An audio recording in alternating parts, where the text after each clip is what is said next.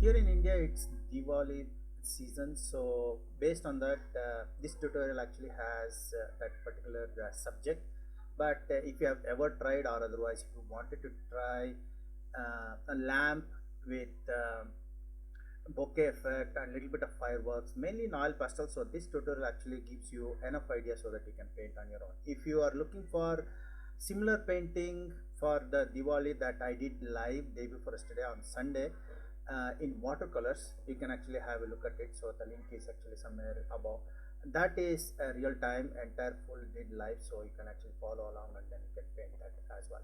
So above all, if you like my content, don't forget to like and subscribe to my channel and share it with your friends and family. I really appreciate that.